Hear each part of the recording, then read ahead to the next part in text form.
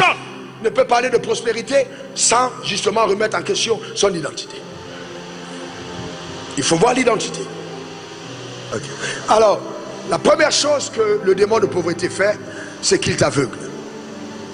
La première chose. Donc, la première œuvre de la pauvreté, c'est l'aveuglement, l'ignorance. Il t'empêche de voir.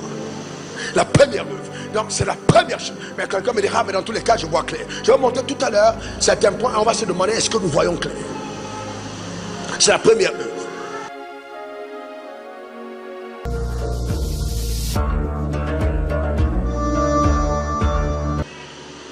Demande encore ton meilleur amen.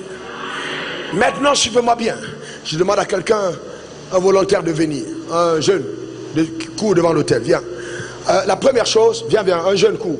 Cours rapidement devant l'hôtel. Un jeune, rapidement, ou une jeune. Rapidement devant l'hôtel. Quelqu'un vienne rapidement, s'il vous plaît. Amen.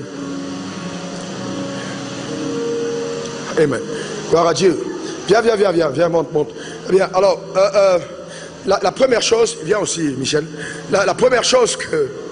Viens. Ouais, prends ça. Alors, nous parlons de l'esprit de pauvreté.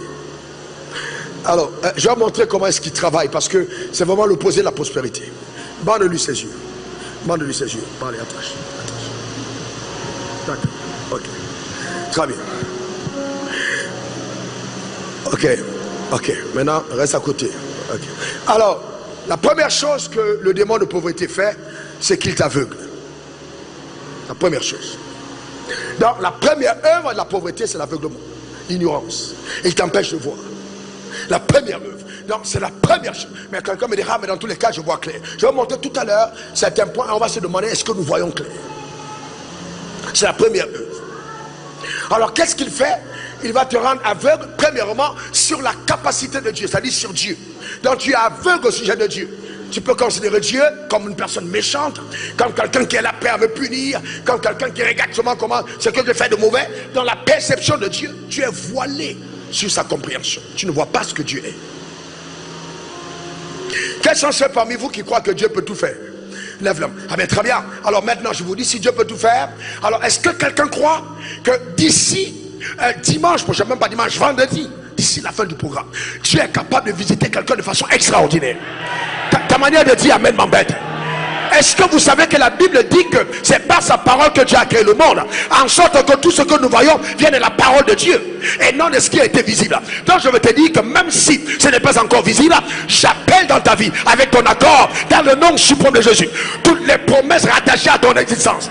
Que Dieu amplifie ton compte bancaire, ouvre des portes, te donne des maisons, te donne des voitures, te repositionne, te guérisse, te rétablisse dans le nom suprême de Jésus, et donne à ton ministère une visitation singulière au nom suprême de Jésus. Donne-moi ton meilleur amen. Donne-moi encore ton meilleur amen. Je parle de par l'onction de Dieu. 3 jours ne passeront point que quelque chose d'inhabituel ce sera produit dans ta vie. Reçois ceci comme une prophétie ferme, dans le temps est marqué, arrêté, dans le nom suprême de Jésus. Donne-moi ton meilleur amen. Dans la première œuvre, c'est l'ignorance, c'est le voile au sujet de Dieu. C'est de quoi Dieu est capable. Vous savez, et c'est dramatique, hein? Certains d'entre nous, nous définissons notre richesse à partir de nos avoirs et non à partir de notre connaissance. Alors que Dieu, il définit la richesse par la connaissance avant les avoirs. Parce que la connaissance produira les avoirs, mais les avoirs ne produiront jamais la connaissance. On en parlera tout à l'heure. Donc il y a la première œuvre, tu es voilé. Maintenant de deux, pendant qu'il est là comme ça, Dieu va te voiler au sujet de la vérité. Tu ne sauras pas ce qui est vrai. Et c'est pour ça que moi-même tous les jours j'ai pris, Seigneur, accorde mon esprit de sagesse et de révélation dans ta connaissance. Et il y a des choses que hier je prenais pour vraies, mais qu'aujourd'hui je prends pour faux. Parce que la révélation est progressive. Et la révélation, c'est une dotation supérieure de la connaissance. C'est-à-dire, quelqu'un qui est agrégé en mathématiques, en chimie, en sciences économiques, en histoire géo, ne peut pas équivaloir à quelqu'un qui a une révélation de Dieu. J'explique. Vous savez, d'ailleurs, avec le temps manquerait pour expliquer toutes ces choses, avec l'intelligence artificielle. Normalement, dans l'éducation, certaines choses doivent disparaître. Quand on demande géographie, j'ai plus besoin d'un professeur de géographie pour me donner la connaissance géographique. J'ai pas besoin d'un professeur d'histoire pour me donner la connaissance d'histoire, parce que l'intelligence artificielle me donne tout ça. Mais il y a des domaines où la connaissance artificielle ne peut pas travailler. Et on doit focaliser la productivité dans ces domaines. Par exemple, l'intelligence artificielle ne fera jamais la pêche, ne cultivera jamais le sol, n'aimera jamais son prochain, ne donnera jamais à l'église. Et il y a des domaines dans lesquels l'artificiel ne peut pas intervenir. On a besoin du réel et de l'authentique. Alors dans nos nations francophones, nous sommes contents de connaître une tonne de choses inutiles à notre destinée. Mais Joseph a eu besoin d'une chose, c'est que ses yeux s'ouvrent par la révélation. C'est la seule chose qu'il a fait. Il a vu comment est-ce qu'il était élevé et comment autour de lui, par l'interprétation de son père, sa mère et ses frères étaient prosternés. C'est la seule chose qu'il a vue de Dieu et qu'il a gardée jusqu'au premier ministère. Aujourd'hui nous sommes à l'église, on veut de nouvelles révélations. Oh non, il a péché, ça j'ai déjà entendu. Le problème c'est que tu as déjà entendu, mais qu'est-ce que ça a déjà fait dans ta vie? C'est pas le temps que tu... Mais qu'est-ce que ça a fait dans ta vie? Amen. Qu'est-ce que cet enseignement a produit d'évident dans ta vie? Donc tu es voilé sur la vérité, tu connais pas la vérité. Ensuite tu es voilé sur la force de la prophétie. Je vais rapidement. Hey, j'arrive là-dessus. Tu es voilé sur ton potentiel personnel. Alors écoutez pasteur, vraiment excusez-moi si je touche certaines choses que vous faites, mais avec vraiment amour, respect et amour de la vérité, je le dis vraiment en toute humilité. Si ici cet homme est voilé sur son potentiel, quel que soit ce que Dieu l'appelle à faire, il ne fera jamais. Parce que ce qui donne à un lionceau d'être aussi courageux devant un buffle, c'est parce qu'il a vu ses parents tuer le buffle. Il y a bien sa nature, l'ADN, mais il y a le fait qu'il a grandi en compagnie des gens qui ont fait de la terreur. Si les deux pasteurs qui sont unis du même père amènent l'église à un certain niveau, c'est parce qu'ils ont peur de qui ils ont été et ils ont vu des choses. Donc le fait d'avoir vu certaines choses te permet de croire plus facilement à la manifestation de ces choses par ta vie. Et elle allait très loin. Mais tant qu'il n'y a pas de modèle référentiel, l'église vacille et tâtonne. Dans ton potentiel.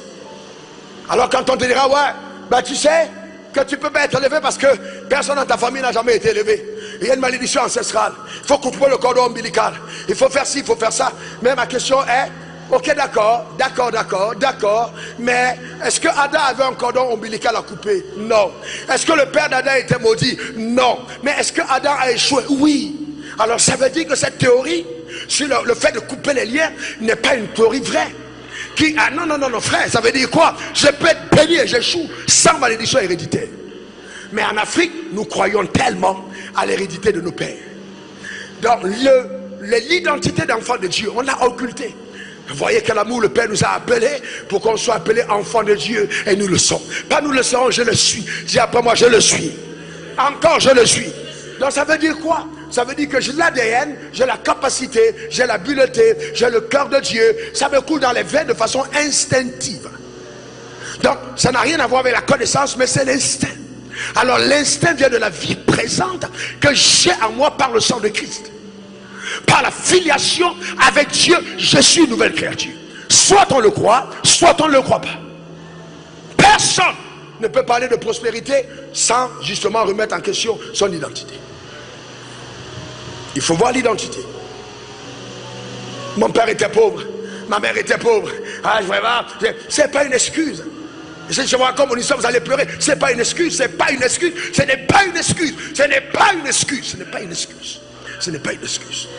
D'ailleurs, je me suis rendu compte que quand Dieu te prépare un grand témoignage, il te fait rencontrer de grandes batailles. Donc, il faut que tu sois éclairé. Voyez-vous, c'est très important. Maintenant, voyez-vous, laissons-le monsieur là un moment. Revenons sur l'Africain que nous sommes. Permettez-moi, parce que cette plateforme, pendant que je prie, je crois que ce n'est pas simplement à vous que je parle à toute l'Afrique. Je parle à toutes les personnes qui écoutent la langue française. Je parle et nous parlons tous ensemble au monde francophone. Quand le prophète arrive chez la veuve de Sarepta, il lui pose la question. Il dit à la veuve, donne-moi un peu, fais-moi du pain. La femme donne d'abord de l'eau. Et il demande du pain. La femme dit, s'il te plaît, je n'ai qu'un peu de farine et un peu d'huile. Donc la femme, qu'est-ce qu'elle a? Elle regarde le peu qu'elle a. Et elle s'attarde sur le peu qu'elle a. Voyez-vous? Et elle méprise le peu qu'elle a. Alors le prophète lui dit, donne-moi d'abord ta part, et lui et la farine ne manqueront pas dans ta maison. Alors ce qu'il y a, c'est que je me suis rendu compte que l'Africain est exactement comme cette pauvre veuve. Nous avons tellement de choses, mais nous sommes voilés sur ce que nous avons. C'est inacceptable qu'on ait tout le temps des migrants qui sont en train de mourir à la mer Méditerranée, qui sont en train de courir. Regardez le nombre de personnes dans les ambassades. De façon que quand quelqu'un a même le visa pour aller en Belgique, il est plus content que le salut qu'il a reçu de Jésus. C'est pas normal. C'est pas normal du tout. Parce qu'il y a un bombardement conscient. Amen. Une bataille vraiment véritablement livrée par l'Occident pour t'empêcher de voir les réalités territoriales. Donc tant que tu es aveuglé sur les réalités de ton environnement, je te garantis, ta vie est muselée. Donc il faut qu'on voit. Bon. Donc la première chose que Dieu va faire, c'est qu'il ouvre tes yeux. Va t'asseoir.